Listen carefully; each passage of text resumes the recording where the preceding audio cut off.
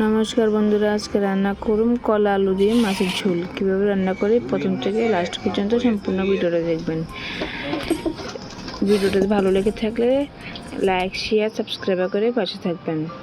এদিকে কলা আলু কেটে নিয়েছি, চুলা জ্বালিয়ে কড়াইয়ে বসাই দিয়েছি, দিয়ে দিয়েছি জল। এদিকে কলা আলু ধুয়ে জলে দিয়ে দিতেছি।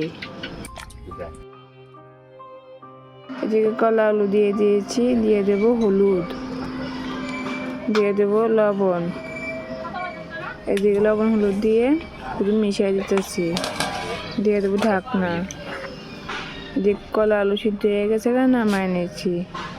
এদিকে মাছে লবণ দিয়ে দিয়েছি, হলুদ দিয়ে দিতেছি, দিয়ে মেখে নেবো। এদিকে কড়াইয়ে ধুয়ে বসাই দিয়েছি, দিয়ে দিছি সরষের তেল, এদিকে লবণ দিয়ে দিচ্ছি, মাছ দিতে না লাগে মাছ দিয়ে দিতেছি।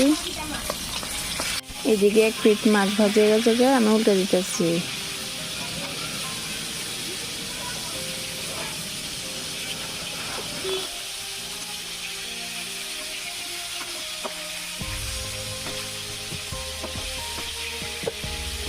এদিকে নিয়ে নিয়েছি 8টা কাঁচা লঙ্কা, আদা কুচি করে নিয়েছি, কাঁচা লঙ্কা করে নিয়েছি, দিয়ে দিয়েছি হলুদ গুঁড়া, জিরা ধনিয়া গুঁড়া। এদিকে মাছ ভাজা হয়ে গেছে, নামাই নিতেছি।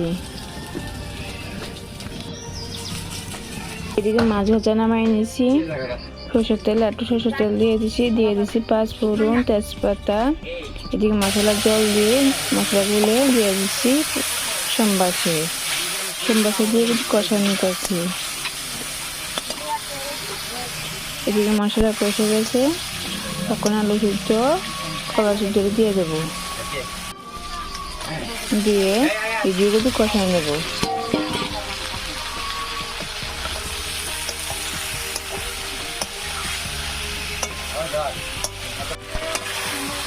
আলু কলা কষানো হয়ে গেছে, দিয়ে দেব পরিমাণ মতো জল।